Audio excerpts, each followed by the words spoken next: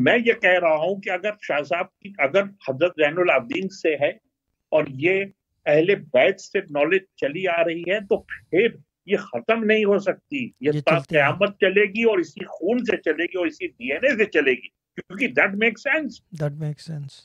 مگر دنیا میں میرے تو جتنے جاننے پر آپ کو میں نام نہیں لوں گا، جتنے بھی ہیں وہ سب کہتے ہیں کہ نہیں شاہ صاحب کے بعد نالج ختم ہو گئی. میں کہتا ہوں نہیں ختم ہوئی، اصل میں ختم ہی نہیں ہو سکتی. میں ایک بات بتا دوں کہ جو بات کر رہے تھے نا کتابی علم کی، صوفیزم، درویشی اور یہ جی جی جو جی جی. سوچنے والے لوگوں کا پیمانہ جو ہے نا وہ ہے کب؟ جب قرآن نازل ہوا.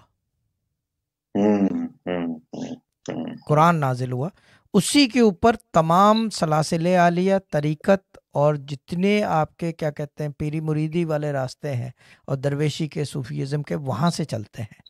کتابوں اسی پہ بیسڈ ہے. This knowledge differs in that way. This is what people don't understand. قدیمی علم، اس سے زیادہ قدیم کیا ہوگا؟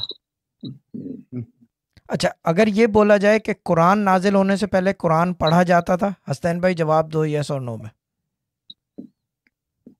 بھائی دیکھیں رسول اللہ جو عبادت کرتے تھے وہ کیا کرتے تھے؟ پھر ختم ہو گئی بات. تو ایک لائن میں جواب دے دیا. اچھا غار ہیرا میں جاتے تھے نا، کچھ کیا کرتے تھے؟ کیا کرتے تھے وہ بتانا پڑے گا. وہی تو یہ چیز ہے نا، کچھ تو کرتے تھے. اچھا دی ادر تھنگ از عرش معلیٰ پہ، آسمانوں پہ کیا لکھی ہوئی دیکھی تھی؟ بسم اللہ الرحمن الرحیم. بے شک. ٹھیک ہے نا. یعنی کہ یہ چیزیں ہیں کہ اس سے پہلے بھی علوم رہے ہیں اور وہ سب ابزارب ہو گئے ہیں ہولی قرآن میں. مسئلہ یہ ہے کہ اس کو نکالنے کی قوت نہیں ہے کسی کے پاس.